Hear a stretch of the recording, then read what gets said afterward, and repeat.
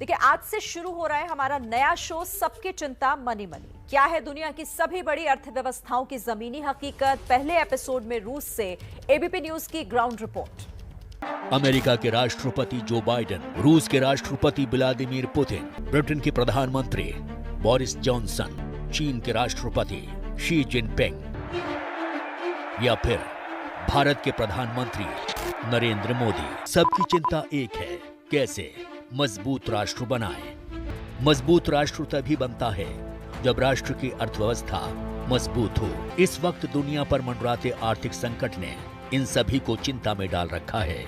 इन देशों की इकोनॉमी की जमीनी हकीकत क्या है, वहां पर आम लोगों का हाल।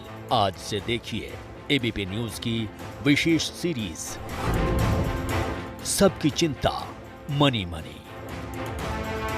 नमस्कार, मैं हूं नीरज राजपूत और इस वक्त मैं मौजूद हूं रूस की राजधानी मॉस्को में। जब से रूस ने यूक्रेन पर आक्रमण किया है, यानी अपने स्पेशल मिलिट्री ऑपरेशन शुरू किए हैं, तब से पूरी दुनिया की निगाहें यूक्रेन के साथ साथ इस देश पर भी लगी हुई हैं। क्या रूस को युद्ध छेड़ने के परिणाम भुगतने पड़ सकते हैं? क्या रूस पर आर्थिक पाबंदियों का कोई असर हो सकता है? ये वो सारे सवाल हैं जो पूरी दुनिया जानना चाहती है। रूस में महंगाई कैसी है? क्या आने वाले दिनों में रूस पर महामंदी का असर हो सकता है? इस वक्त जहां मैं खड़ा हूं, यानी कि रूस की राजधानी मॉस्को में, यहां पर जब से युद्ध शुरू हुआ है तब से करीब 2 लाख लोगों के रोजगार छीनने की नौबत आ गई है। दुनिया की सबसे बड़ी महाशक्तियों में से एक है रूस। इसे किसी पहचान की जरूरत नहीं है, चाहे वो मॉस्को का रेड स्क्वायर हो जिसने न जाने कितनी क्रांतियां देखी हैं, चाहे वो रूस का रेलवे सिस्टम हो जिसने पूरी दुनिया को रेल नेटवर्क बनाना सिखाया हो, चाहे वो रूस का वोडका हो जिसके लिए पूरी दुनिया के लोगों में आज भी खुमार है, या फिर रूस की बाबुश्का डॉल्स हो जिसने दुनिया भर के ड्राइंग रूम्स की शान बढ़ाई है। रूस की सांस्कृतिक विरासत और राजनीतिक विरासत का पिछले 2000 साल से पूरी दुनिया पर गहरा असर है। रूस एक बड़ी सैन्य ताकत के साथ साथ दुनिया की सबसे बड़ी आर्थिक महाशक्तियों में से एक भी है। इसलिए रूस की चर्चा किए बिना दुनिया की चर्चा नहीं की जा सकती। इस वक्त रूस और यूक्रेन के बीच युद्ध ने पूरी दुनिया का ध्यान एक बार फिर रूस पर केंद्रित कर दिया है। रूस के राष्ट्रपति पुतिन इस वक्त दबाव में है, इसमें कोई शक नहीं है। खास तौर पर यूक्रेन से युद्ध करना एक महंगा सौदा साबित हो रहा है, ये बात वो जानते हैं। दरअसल जब भी किसी देश में जंग होती है तो जानमाल के नुकसान के साथ साथ उसकी अर्थव्यवस्था पर सबसे बड़ी चोट पड़ती है। रूस चूंकि दुनिया की बड़ी आर्थिक महाशक्तियों में से एक रही है, इसलिए उसकी अर्थव्यवस्था बिगड़ने से उस पर ही नहीं बल्कि पूरी दुनिया पर इसका असर पड़ता है। दुनिया की बड़ी अर्थव्यवस्थाओं पर नजर डालें तो साफ दिखता है कि रूस इस मामले में लगातार पिछड़ता जा रहा है। वर्ल्ड बैंक के मुताबिक इस वक्त अमेरिका 19 ट्रिलियन डॉलर की इकोनॉमी के साथ पहले नंबर पर है, चीन 12 ट्रिलियन के साथ दूसरे, जापान 5 ट्रिलियन के साथ तीसरे, जर्मनी 3.5 ट्रिलियन के साथ चौथे, भारत 2.7 ट्रिलियन के साथ 5वें नंबर पर है, जबकि रूस टॉप 10 की लिस्ट से बाहर होकर 1.5 ट्रिलियन के साथ 11वें नंबर पर आ गया है। एबीपी न्यूज संवाददाता नीरज राजपूत ने रूस के मौजूदा आर्थिक हालात जानने के लिए रूस के बाजारों, वहां के भारतीय मूल के लोगों और अर्थशास्त्रियों से बात कर वहां की जमीनी हकीकत जानने की कोशिश की। यूक्रेन जंग का, यानी कि रूस ने जो यूक्रेन के ऊपर जो आक्रमण किया है, स्पेशल मिलिट्री ऑपरेशन शुरू किए हैं, क्या उसका असर कोई रूस की अर्थव्यवस्था पर भी पड़ता है? ये सवाल पूरी दुनिया जानना चाहती है। और एबीपी न्यूज की टीम भी इस वक्त रूस की राजधानी मॉस्को में मौजूद है। पिछले 1 महीने से खाने पीने का सामान है, एक्सेसरीज हैं, जो लाइफ स्टाइल है उसमें थोड़ी महंगाई जरूर आई है। मॉस्को के मेयर सर्गिय सोबायानिन ने देश में बढ़ते आर्थिक संकट पर ध्यान दिलाने के लिए रोजगार के आंकड़ों पर सबसे ज्यादा नजर रखने को कहा है। वो आने वाले दिनों में रूस में बहुत बड़े पैमाने में बेरोजगारी का संकट देख रहे हैं। उनका कहना है कि अकेले मॉस्को शहर में 2 लाख लोगों की नौकरी जा सकती है। वहीं मॉस्को स्थित सेंटर फॉर स्ट्रेटेजिक रिसर्च ने कहा है कि पूरे रूस में इस साल 20 लाख लोगों की नौकरी पर खतरा है। वो इसलिए क्योंकि पश्चिमी देशों की आर्थिक पाबंदियों की वजह से 300 कंपनियों ने रूस से अपना कारोबार खत्म करने का ऐलान किया है। इनमें से एक अमेरिकी फूड चेन कंपनी मैकडॉनल्ड्स भी है, जहां 62,000 लोग काम करते हैं। भारत की तरह ही रूस में भी महंगाई बढ़ने लगी है। खाने पीने की चीज़ों से लेकर मोबाइल फ़ोन, कपड़े और रोज़मर्रा की सभी चीज़ें महंगी होती जा रही हैं।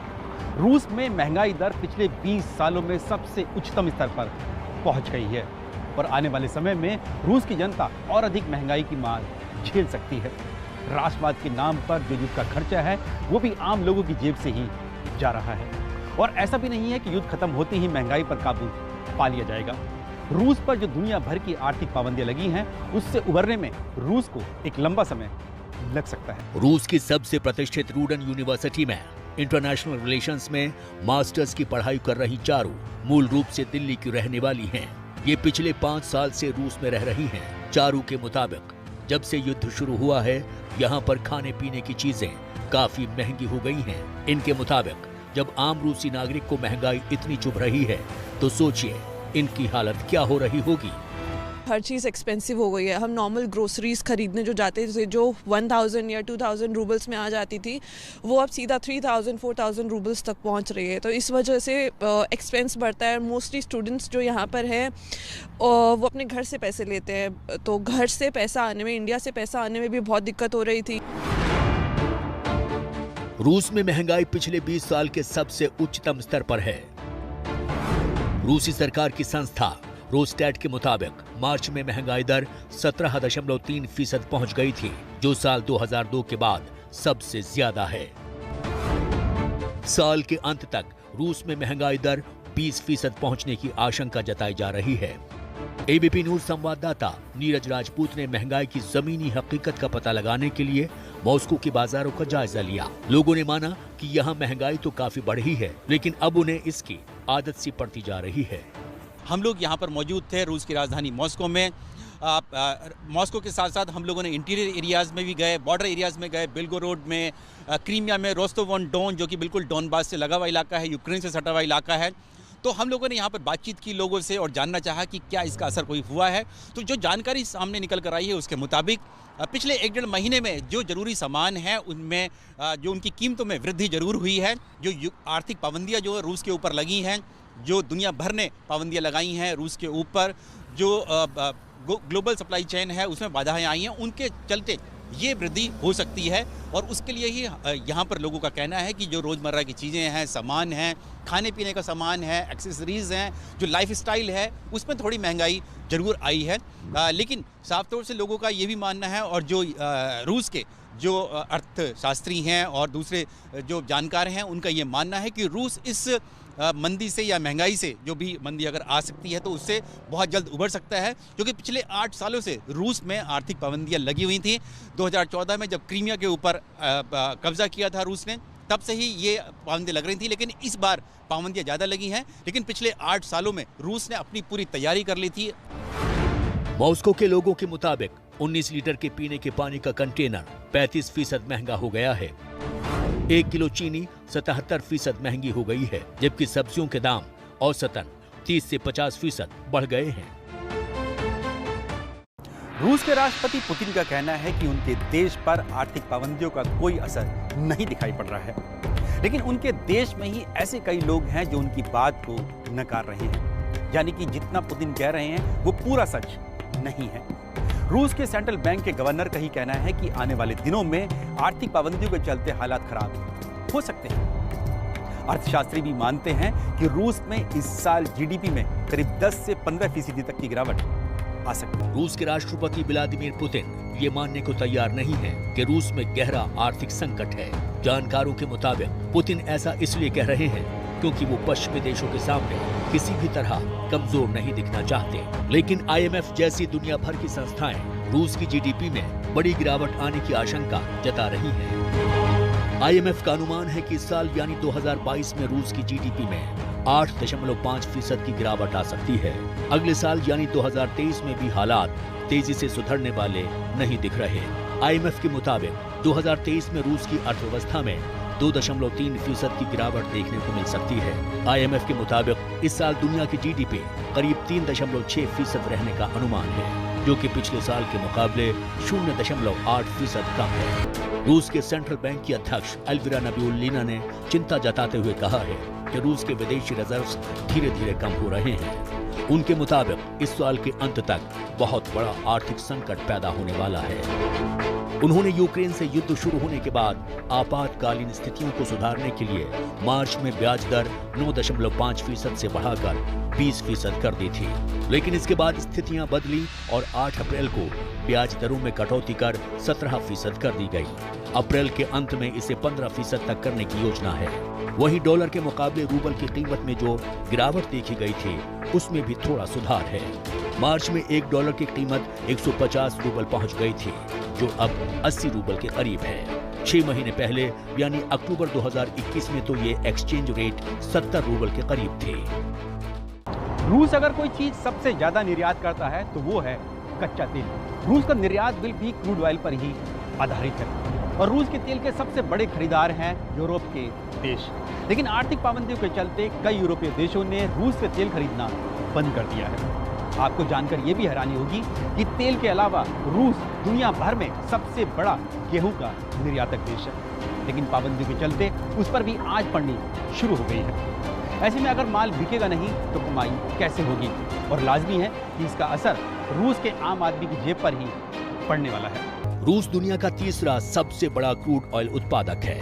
यूरोप समेत दुनिया के कई देशों को वो कच्चा तेल निर्यात करता है, लेकिन आर्थिक पाबंदियों की वजह से कई बड़े यूरोपीय देशों ने उससे तेल खरीदना बंद कर दिया है। लेकिन इस नुकसान को पूरा करने के लिए रूस ने मित्र देशों के लिए तेल सप्लाई आसान कर दी है।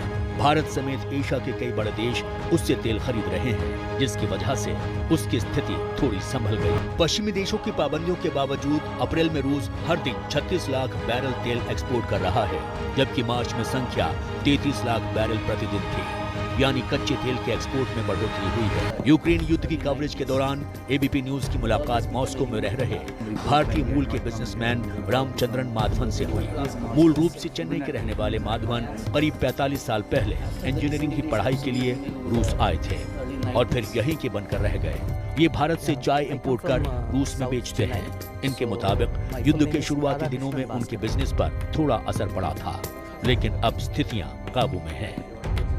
Russian government is making a lot of other arrangements. They have allowed parallel imports, and they have started sourcing similar materials from other countries. And more importantly, they have started organizing the production of such items here in this country. It will take some time. I don't know. I can't tell you. It may take a month, 2, 3, 4, 5, 6. रूस एक आर्थिक महाशक्ति है।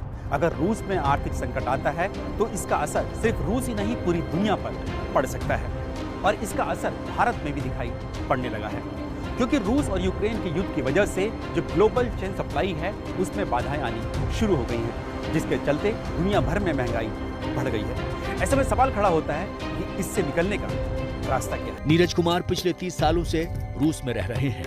पैतृक तौर से बिहार के रहने वाले नीरज भी रूस में चाय का कारोबार करते हैं। इनका मानना है पुतिन के 20 साल के राज में रूस में जबरदस्त आर्थिक प्रगति हुई है।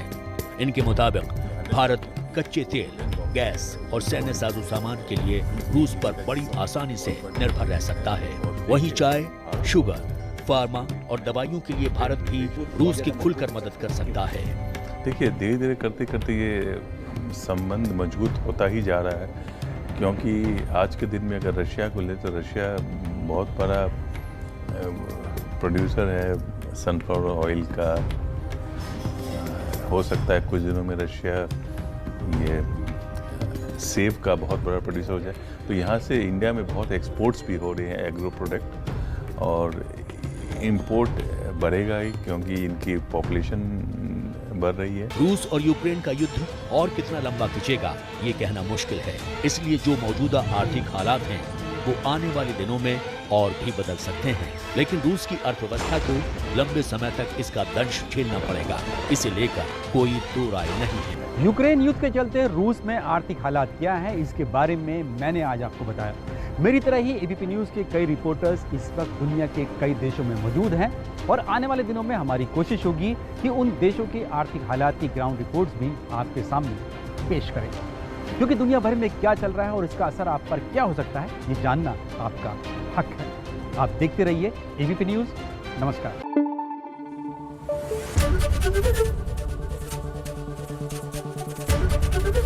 एबीपी न्यूज आपको रखे आगे।